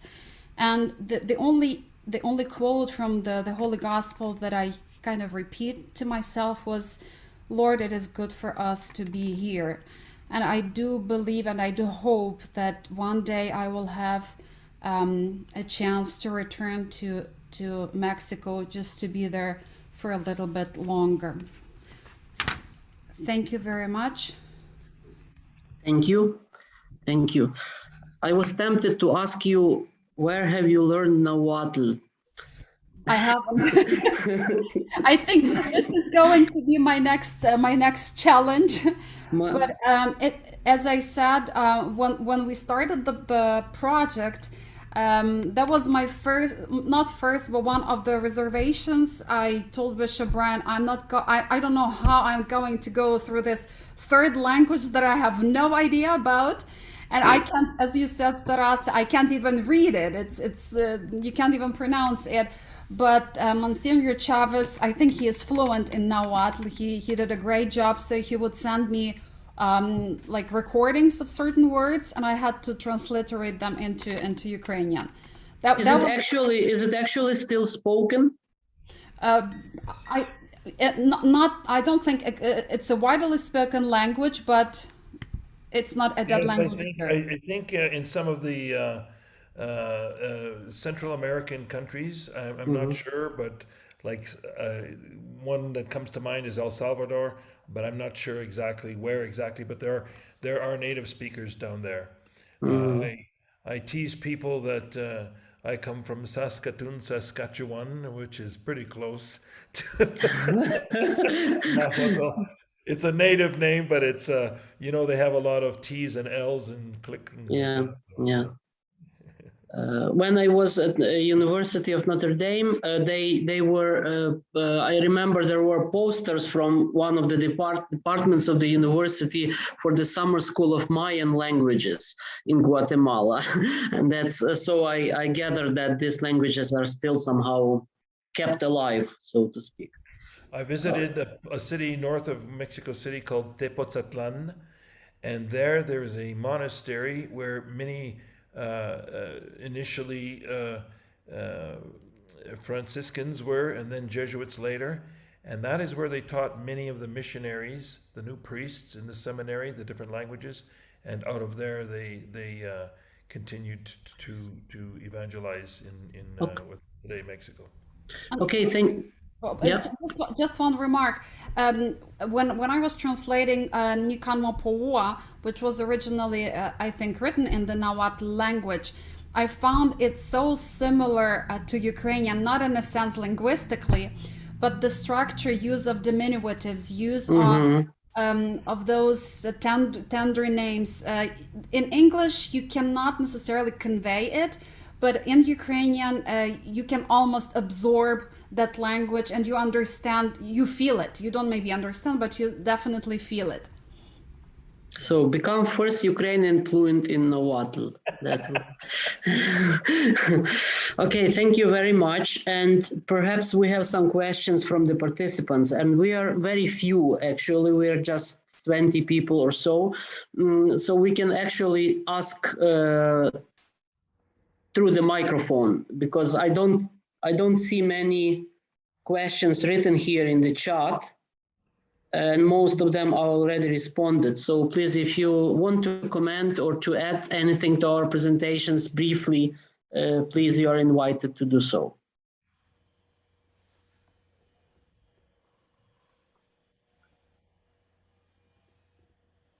Okay, and if there are no questions, then I will invite Bishop Brian to end our meeting with prayer. And thank you very much for your participation, and to the speakers and to everyone who moderated and organized the meeting. Yeah, there is one comment I will just read. I think I was most overwhelmed with the symbology of the flowers.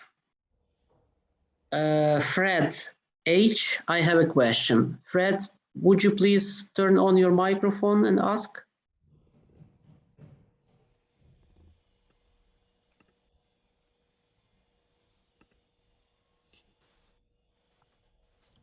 Hello?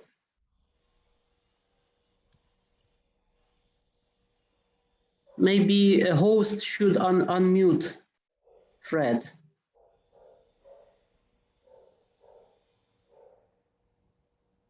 Okay, can you hear me?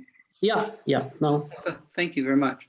Yes, I've always, in my mind, I love the Our Lady of Guadalupe, of course, but I came in through the East. I'm a Byzantine before I became Roman Catholic. And so my first introduction to an amazing icon was, the Theotokos of the Inexhaustible Cup. Mm-hmm. And the way I understood the story, I was confused, I think, because the way it tells the story, at least in the Akathist hymn, it talks about him. He asked them for this icon, and nobody knows except this little novice that says, "Oh, isn't that the one I dust upstairs or whatever?" And they all looked at it and they'd never seen it before. So I just thought, okay, it appeared.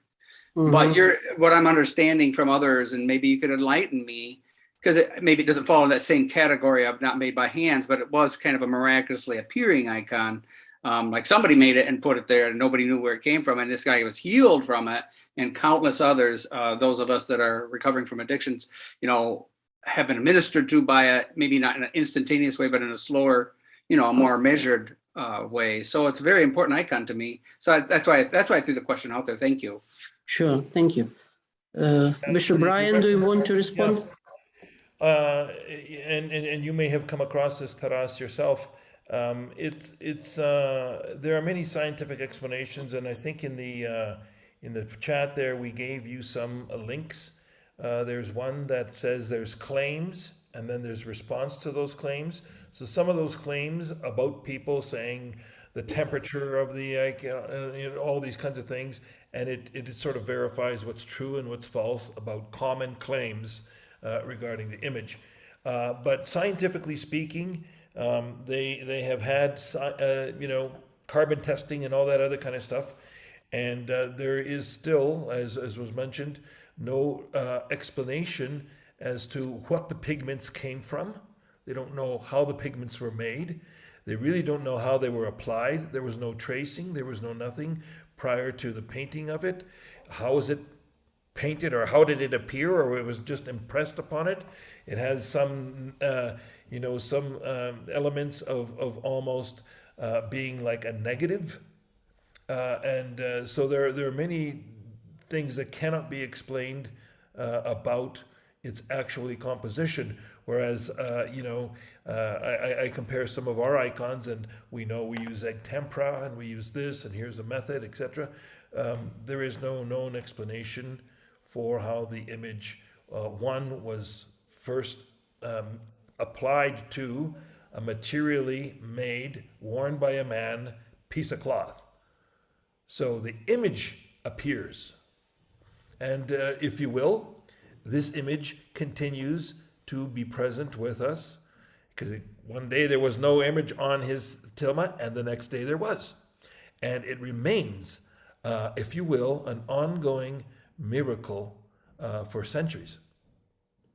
You go and see it, and you are looking at the miracle. You don't have to wait for something to happen or somebody to appear. It's there in front of you, and so it is a profound experience, as Pani Irina was saying. Thank you. I just want to add that in the tradition there are so many stories about miraculous images, but you have to actually distinguish what today can be scientifically proven to be well, it's not scientifically proven to be miraculous, but at least the science is helpless to explain how certain image has been created. And this is like, we have basically just several of those. It's the Shroud of Turin, the so-called Veil of Manapello, a kind of imprint of Jesus' face on a very thin silk veil. And Guadalupe would be probably the third known to me that is has been tested thoroughly by scientists but cannot be explained. Whereas in Byzantine tradition, there are plenty of stories about icons miraculously appearing, which is not the same as not to be made by human hands. They might have been made by someone else and forgotten or lost and then miraculously rediscovered or miraculously relocated from one point in space to another point in space where this icon was more needed or fervently prayed for or something like that.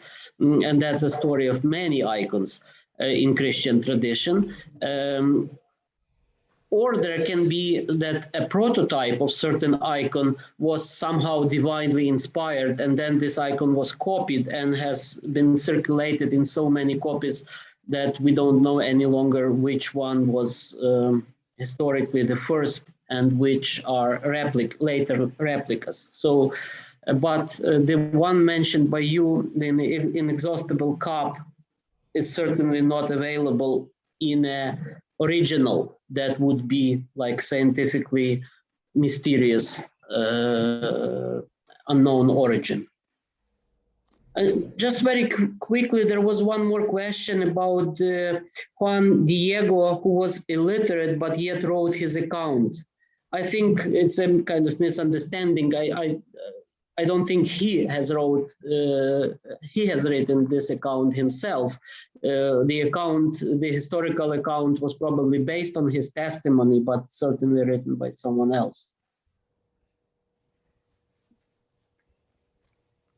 Yeah, about 20 years after, Yeah. Nican is written down by a person who is believed to be Antonio Valeriano. Valeriano. In So- 1548, if I'm Yeah. not mistaken. Yeah.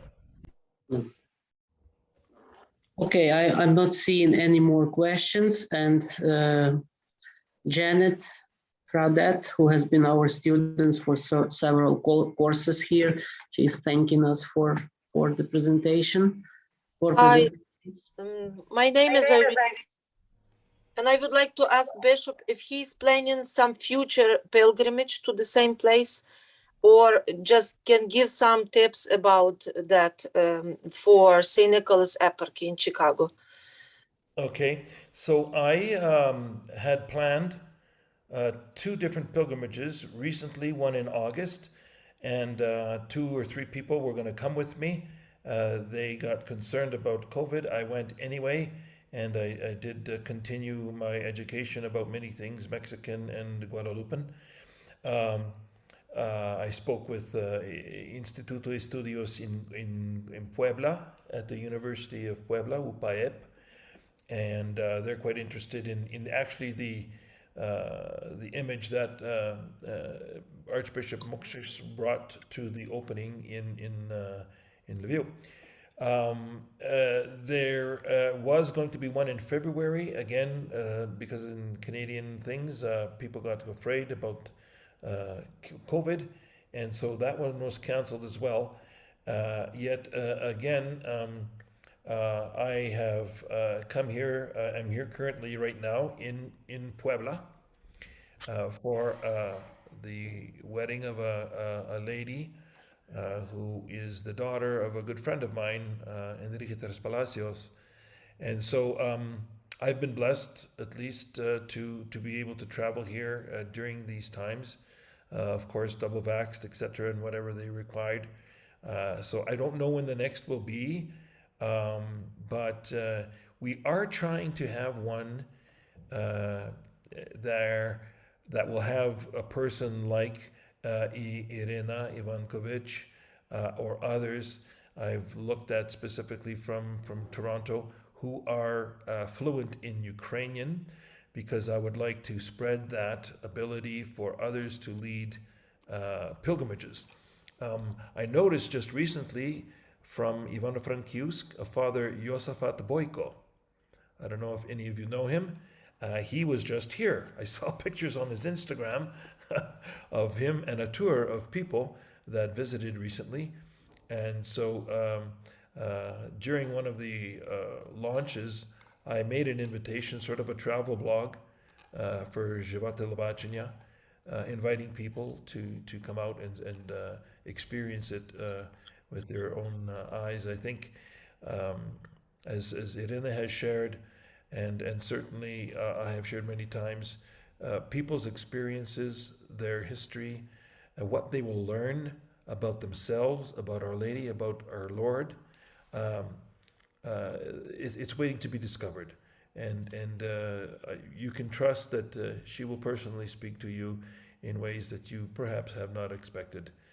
So I encourage to do that. May I have, please, some of your contacts, like your email address or something that we may. If you want to go to the Eparchy of Saskatoon, so SK Eparchy. I know that was it. That okay.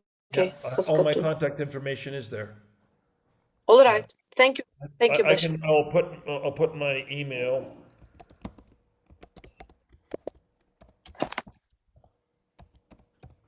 There, I just put it in the chat. Great. Okay, I have that picture. Very good. Good. Thank you. Thank you very much for a beautiful presentation. Thank you. Дуже дякую вам. До побачення. На добраніч. Branic. I'll close with a song that I wrote. Yes, please go ahead. You have this special song. So I'm here for this wedding, and I wrote a song, and I always wanted to dedicate one to Our Lady. I have dedicated one to Mother of Perpetual Help, but particularly to Our Lady, and it's very simple.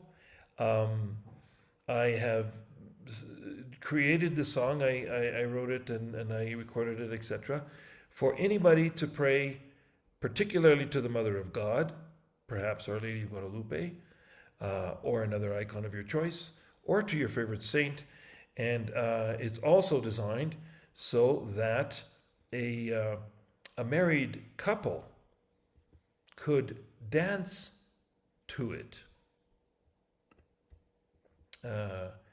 So I have done this already with other married couples, that they might look at their spouse and dance like Mary in the image is dancing, so that you can recognize and acknowledge God in your spouse and live for God who dwells therein.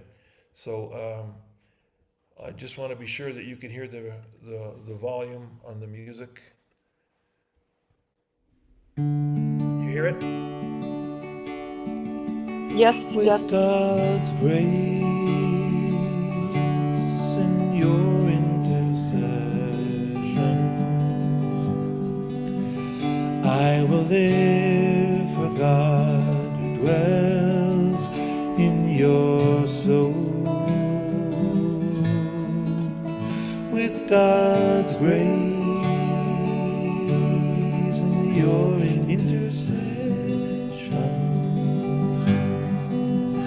I will live for God who dwells in your soul. Con la gracia de Dios y por tu intercesión, viviré para Dios que habita en nuestras almas. Con la gracia de Dios y por tu intercesión, viviré para Dios que habita en nuestras almas.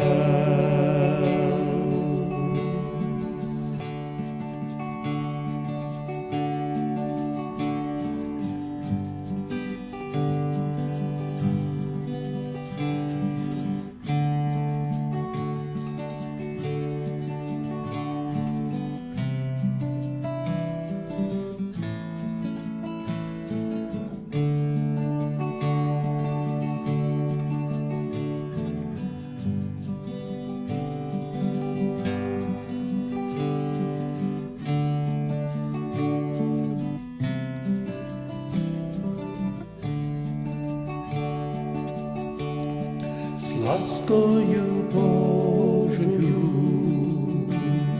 Твоєю молитвою, буду жити для Бога, який є в наших серцях.